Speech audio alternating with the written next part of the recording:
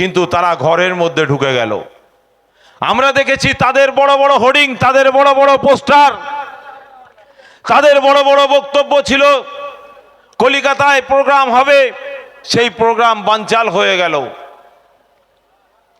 তারপরেও সবাই একটা শ্রেণীর মানুষ তারা ঘরের মধ্যে ঢুকে গেল, চুপ মেরে গেল। কিন্তু এই আইএসএফ, ইন্ডিয়ান সেকুলার ফ্রন্ট, তারা আজও পর্যন্ত চুপ মেরে থাকেনি। তারা বাংলার অলিতে গলিতে, প্রতিটা ডিস্ট্রিক্টে, প্রতিটা জায়গায় তারা বিভিন্ন দাবিকে সামনে নিয়ে দেশ বাঁচাবার লক্ষ্যে তারা আন্দোলন, লড়াই, সংগ্রাম করে চলেছেন। আপনারা জানেন যে এই ওয়াকফ নিয়ে বিভিন্ন বক্তারা বলছিলেন আরো পশ্চিম বাংলার মধ্যে সব থেকে সুন্দরভাবে যদি ওয়াকফ নিয়ে বলতে হয় সেটা বিধায়ক নওশাদ সিদ্দিকী ছাড়া দ্বিতীয় আর কোনো বিধায়ক নেই, আর কোনো এমএলএ নেই, আর কোনো এমপি নেই, আর কোনো নেতা নেই। নওশাদ সিদ্দিকী যেভাবে বাংলার মানুষকে ওয়াকফ নিয়ে বোঝাচ্ছেন, ওয়াকফ নিয়ে কথা বলছেন, আর দ্বিতীয় কোনো ব্যক্তি নেই। এই ওয়াকফ আপনাদের জেনে রাখা উচিত, ওয়াকফ দু রকমের হয়। একটা হচ্ছে ওয়াকফে লিল্লাহ, যেটা আল্লাহর রাস্তায় দান করা হয়, সৃষ্টিকর্তার নামে দান করা হয়। সেই জমি মাদ্রাসা, মসজিদ, মক্তব, খানকা, কবরস্থান, মুসলমানদের বিভিন্ন ধর্মীয় কাজে ব্যবহৃত হয়। আর কি ওয়াকফে আওলাদ। এই ওয়াকফে আওলাদ, আপনি ভাবছেন আমার সন্তান একটু বাজে পথে চলছে, খারাপ লাইনে চলছে, অতএব এই সম্পত্তি বিক্রি করে দিতে পারে, গাঁজা খেতে পারে, মদ খেতে পারে, তাড়ি খেতে পারে, বিভিন্ন জায়গায় যে টাকা উড়িয়ে দিতে পারে এই সম্পত্তি বিক্রি করে। তার জন্য আপনি ভাবলেন যে আমার ছেলের ছেলের ছেলের ছেলে যাতে এই সম্পত্তি ভোগ করতে পারে, সেজন্য আমার সম্পত্তিটা আমি ওয়াকফে আওলাদ করে যাব। আমার বংশেও যতদিন থাকবে ততদিন এই জমি আর হস্তান্তর হবে না, এই জমি আর বিক্রি হবে না। এটা তিনি চিন্তা ভাবনা করে এইভাবে ওয়াকফে আওলাদ আর ওয়াকফে লিল্লাহ, এই দুটো বিষয়। কিন্তু এখানে বাধা কোথায়? ওয়াকফে আওলাদ নিয়ে, ওয়াকফে আওলাদ তো আর করা যাবে না, আর করতে পারবেন না, সে জায়গাটা ব্যান্ড হয়ে যাচ্ছে। আর ওয়াকফে লিল্লাহ এটাও বন্ধ হয়ে গেছে, বন্ধ হয়ে যাবে। কেন? যে ধরনের সিস্টেমগুলো দিয়েছেন, বিধায়ক বলবেন, আমি দু একটি কথা আপনাদের সামনে তুলে ধরছি। প্রথমে বলছে আপনাকে প্র্যাকটিস মুসলিম হতে হবে। এখানে যত মানুষ আছেন, যারা মুসলমান ভাই আছেন, কজন 5 ওয়াক্ত নামাজ আপনি আপনার মসজিদে যেয়ে পড়েন? আপনাকে মসজিদে যেয়ে নামাজ পড়ার প্রমাণ দিতে হবে, আপনার দাড়ি রাখার প্রমাণ দিতে হবে, আপনার রোজা রাখার প্রমাণ দিতে হবে, আপনার হজ করার প্রমাণ দিতে হবে। আপনি তো রোজা রাখেন, আপনার রোজাটা সহিভাবে হচ্ছে কি হচ্ছে না সেটা কে দেখবে? তাহলে গভর্নমেন্টকে আগামী দিন এই কোনটা শুদ্ধ আর কোনটা অশুদ্ধ সেটাকে বাছার জন্য একটা করে লোক, আর নইলে সিসি ক্যামেরা প্রত্যেকের মাথার ধারে নইলে ঘাড়ের ধারে লাগিয়ে রাখতে হবে। তাছাড়া উপায় নেই। তো এরা এমন একটা প্ল্যান নিয়েছেন, এই প্ল্যানের মূল উদ্দেশ্য হচ্ছে এটাই, এই ভারতবর্ষটাকে হিন্দুত্ব কায়েম করতে হবে, এই ভারতবর্ষ থেকে মুসলমানদের অস্তিত্বকে ধ্বংস করতে হবে। এদের অস্তিত্ব মিটিয়ে দাও। আর অস্তিত্ব মেটাতে গেলে এরা সর্বপ্রথম দেখাবে কবরস্থান, তারপরে দেখাবে 500 বছরের মসজিদ, তারপরে দেখাবে মাদ্রাসা, তারপরে দেখাবে খানকা। অতএব এদের এই সমস্ত অস্তিত্বগুলোকে মিটিয়ে দাও। তারপরে এরা যখন অস্তিত্ব হারা হয়ে যাবে, দিশা হারা হয়ে যাবে, তখন এদেরকে নিয়ে ঠিক হিন্দু ভাইদের মতো পোড়ানোর ব্যবস্থা করো। ইতিপূর্বে আপনারা ইতিহাস ঘেঁটে দেখবেন, বৌদ্ধ ধর্মের ইতিহাস দেখবেন, তাদের ইতিহাস আস্তে আস্তে পশ্চিম বাংলা থেকে বৌদ্ধ ধর্ম ধ্বংস শেষ হতে চলেছে। ঠিক সেরকম প্ল্যান নিয়েছেন। অতএব এই বাংলা থেকে মুসলমান সম্প্রদায়কে ধ্বংস করতে হবে এবং সেটা সাংবিধানিক মোতাবেক সেই চিন্তা ভাবনাটা তারা নিয়েছেন।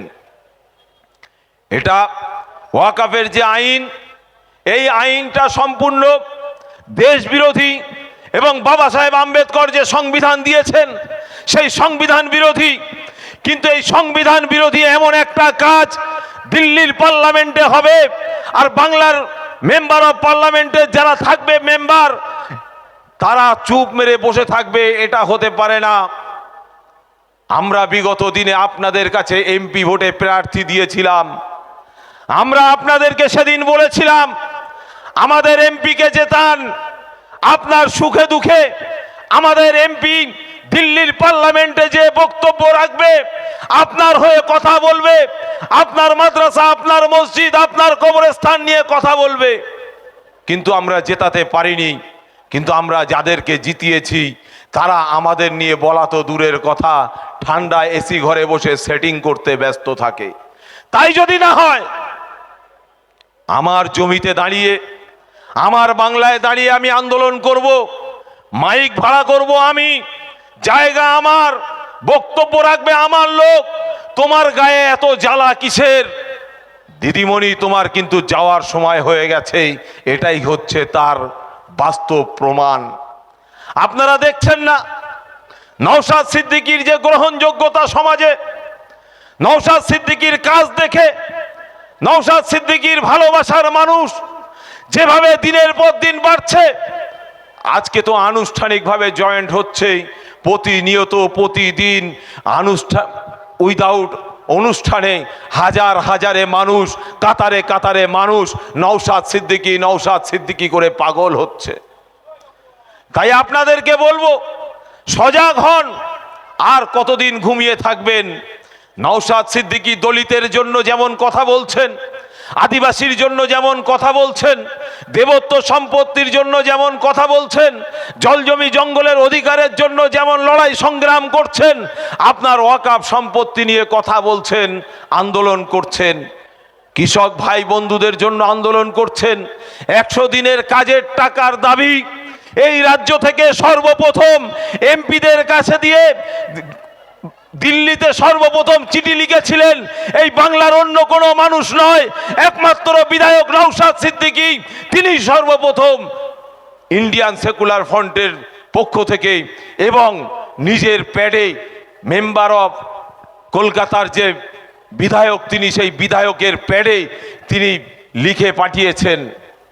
তাহলে বিধানসভার প্যাডটাকে ব্যবহার করে তিনি পাঠিয়েছেন, অন্য কোনো বিধায়ক লিখতে পারেননি।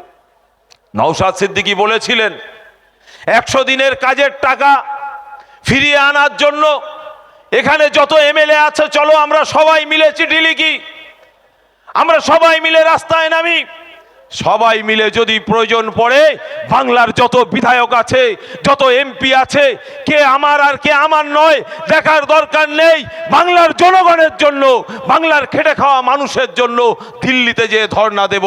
কোনো মায়ের লাল সেদিন রাজি হয়নি। কিন্তু নওশাদ সিদ্দিকী বাপের বেটা, তিনি আপ্রাণ চেষ্টা চালিয়ে গেছেন।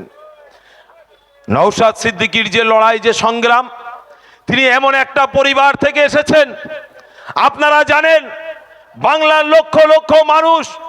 সম্পাদক সম্মানীয় বিশ্বজিৎ মাইতি মহাশয়, উপস্থিত উত্তর 24 পরগনা জেলা কমিটির সদস্য সহ দায়িত্বশীল নাগরিক এবং দায়িত্বশীল কর্মী সমর্থক, আমার মা বোন থেকে শুরু করে এই মাইকের আওয়াজ যতদূর পর্যন্ত যাচ্ছে, দোকানদার ভাই এবং ক্রেতা থেকে শুরু করে সকলকে সংগ্রামী অভিনন্দন। এতক্ষণ ধরে আমরা অনেক কথা শুনেছি। ইন্ডিয়ান সেকুলার ফ্রন্ট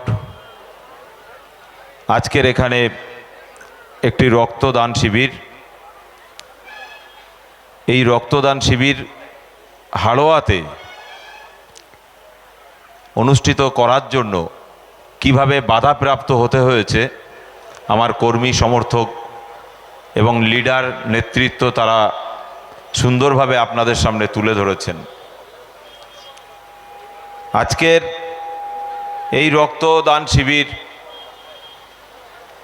অনেকেই বলেছেন এবং সত্যিই সারা পশ্চিম বাংলার বিভিন্ন জায়গায় এই রক্তদান শিবিরের বাধা হয়, কিন্তু বাধা হওয়ার পরেও কোনো জায়গায় আমাদেরকে আটকাতে পারেনি, আর পারবেও না।